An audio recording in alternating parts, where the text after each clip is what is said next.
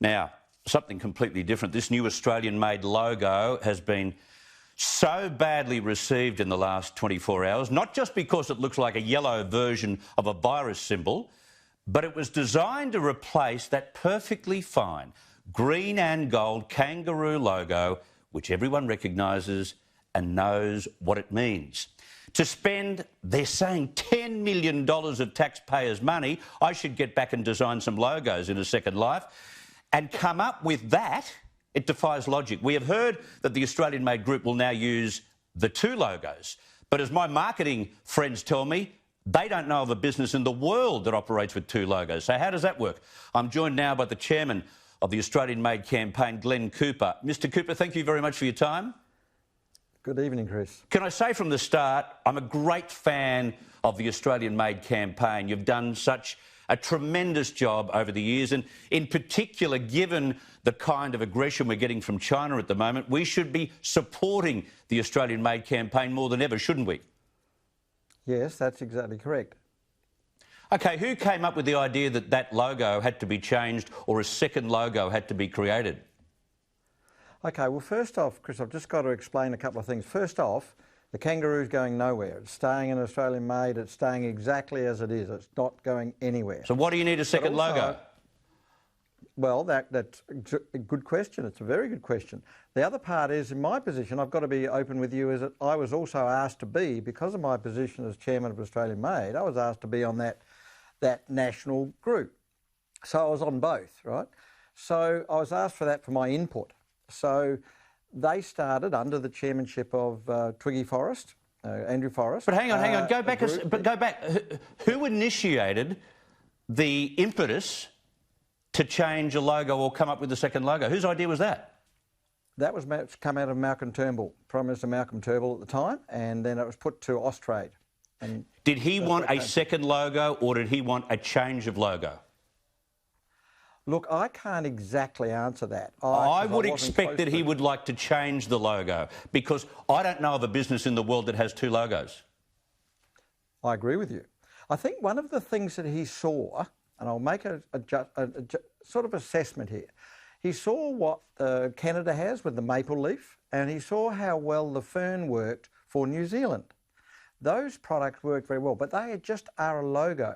Now, I think you need the viewers need to understand that the Australian-made logo, that what you showed with the kangaroo, is a regulatory logo. In other words, our users pay to use it. Yes. And it's got regulations attached to it, and yep. they're very strict regulations. Yep. So it's a regulated logo. You can only use it if you comply with good Australian quantity products. OK, so for some reason, Malcolm Turnbull tells you all to get together and come up with another or a second logo. That's how it worked?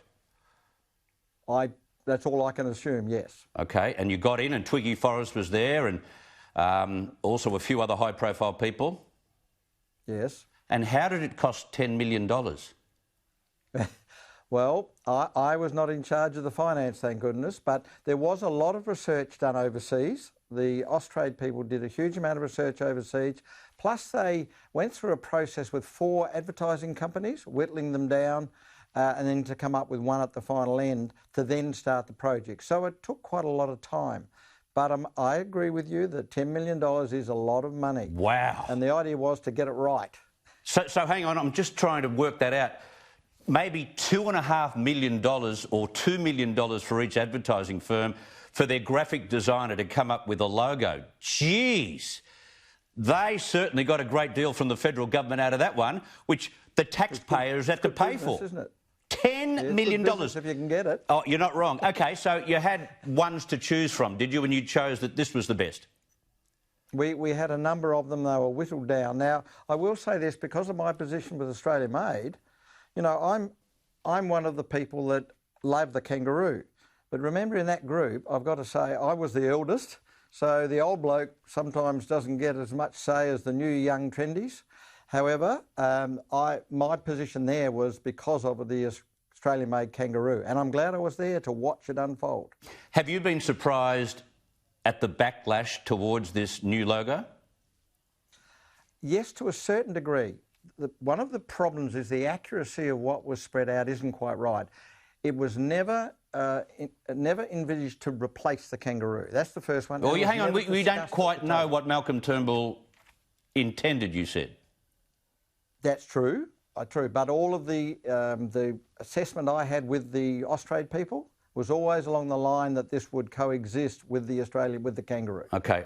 Can you come up with another business or another product that has two logos? No, I can't. And you may also know I'm chairman of Coopers Brewery, and we've got one logo, and we've had it going for, we've had the Coopers name going for over 150, 60 years now. So, no, I can't.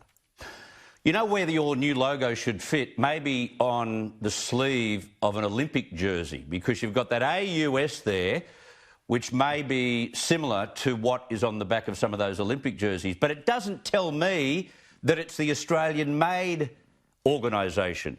The kangaroo logo, the green and gold logo, does. Yeah. Can I just tell you just for a second, Chris, in the Australian-made area, we have an average of about 66 applications a month. Now, if I can just take you this for a second. In February, we had 64 applications. March, 103. April, 221 applications. May, 300 applications. And halfway through June, which I've got, 204 applications. This was driven by the Australian ethos of, boy, we want to get on board now. And people rang us up and said, I've been thinking about getting involved in your logo. That's what happened. Now, that tells you something of what the Australian consumer was thinking during this virus. It also tells us how attached they were to that logo and how recognisable it is to every business that wanted to come on board. Well, it is recognisable. We've conducted over the last 6 years, a Roy Morgan research, and the latest research for us came out late last year. 99% acceptance. When I say acceptance, recognisable. So it's instantly, once you show it, it's recognised. 99% of people said. Glenn, let me answer this question for me. If you had your way solely, independently, would you be using two logos or sticking with the old one? In my business position, no, I would use one logo. However, that was not my call. All right, Glenn Cooper, thank you very much for your time. All the very best with the Australian Made campaign.